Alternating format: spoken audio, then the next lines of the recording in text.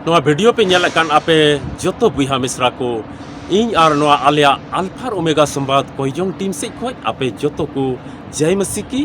जिसु मराम सरीगी ईश्वर बाबा दया दो और उनिया दुलड़ दो अबु तुलुज मिना और उना मिना ते तिहिन नवा धरती तलाम टुंडंग रे मौज के अबु मिना बना से आम अडी मौज मेनामा अदो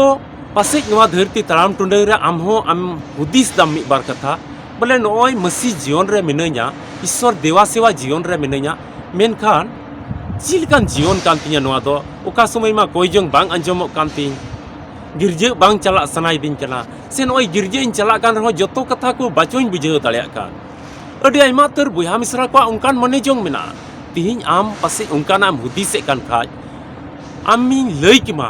सिन बडाई चुकिमा मसीह जीवन दो आमेम हुदिस दा चीट कना नवा मसीह जीवन तो अच्छा ईश्वरिन सरहादी कना इनका नोरे चीट पुरहुन्याम क्या इन तबे तिहिन आमेम लई चुकना मसीह जीवन तो उनका ना कना ईश्वर कथा अंजोम रिया जीवन और ईश्वर कथा आमेम अंजोमे कान खाय हुकुम बताओ मिते आम हेज आम कना ईश्वर अन को आमेम बटाई दाड़िया कना और ईश्वर अन रे ओकोय तड़ामी कान ईश्वर दुलड़ उनी रे तहन कना से नवा मसीह जीवन तो उनका ना कना मिटेन मिट एटा पुरे दया रिया जीवन कना कोईजुंग जीवन खिमाओ अपनारा समय और ओक्ते को उका मिना उना को दो अवड़ी पथौड़ी बिना मतलब ते हानते नाते नष्ट चाबा लगी तो बांग कना नवा जीवन तो मसीह जीवन तो कोईजुंग रिया जीवन कना प्रभु टे कोईजुंग रिया जीवन कना उपवास कोईजुंग खिमाओ रिया जीवन कना मिट एटा को लगी प्रार्थना रिया जीवन कना और इस मसीह जीवन तो दया ते दुलड़ ते ईश्वर मरसाल ते पेरेज कना ईश्वर मेनता इनिन मरसाल गया उना इते आम हो मरसाल तीन प्रभु दो आज बराबरी से आज लिका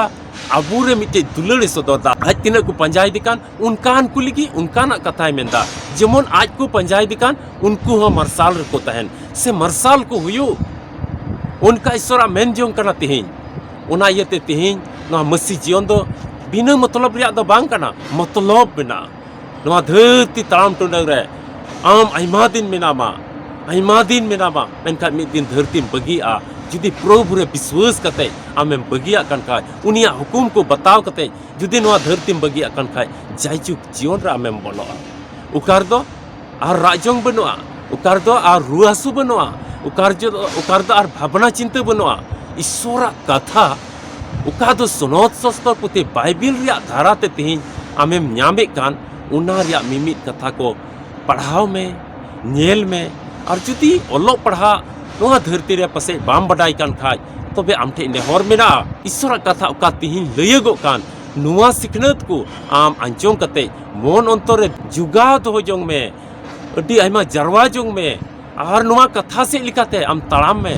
सरी की अमरे जुदी रंगाव मन मेना का उना रंगाव मन चाबा जुदी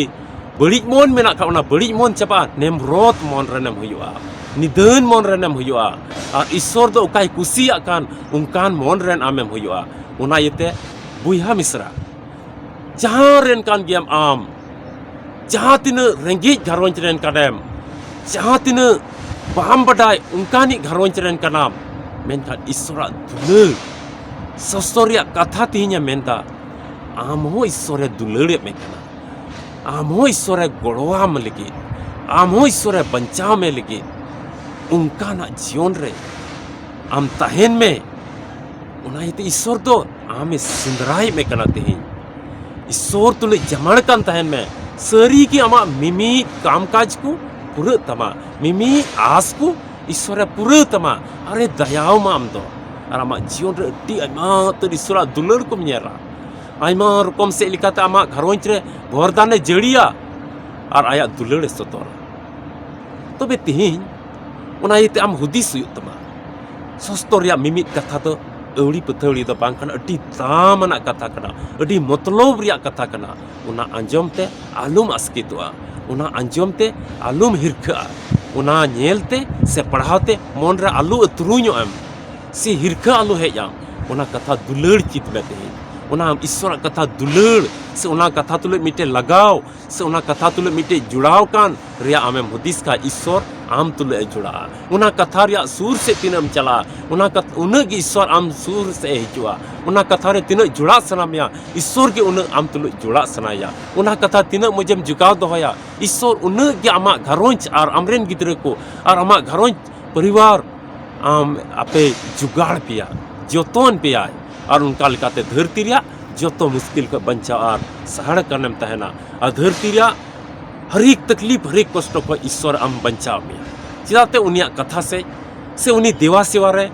से उनी ओढ़े सराव रे आम दो मनेम लगावे तमा उना इते ईश्वर आम बाय हिड़ी में ईश्वर के आया नवा उसकुर कथा से लिकाते आपे जोतो को गोड़ो आरे भोर पेमा ईश्वर दया ईश्वर दुलड़ आपे तुलुज तहन वीडियो तो नोडे गिन मुचादा न्यापामाबुन आर मिटे वीडियो रे ईश्वर कथा को खज बुन आंजोमा मा आपे जोतो को कोयजोंग रे जीवन खिमा पे और रस्कते तहन पे आपे जोतो को जय मसीह की जीसु मारा।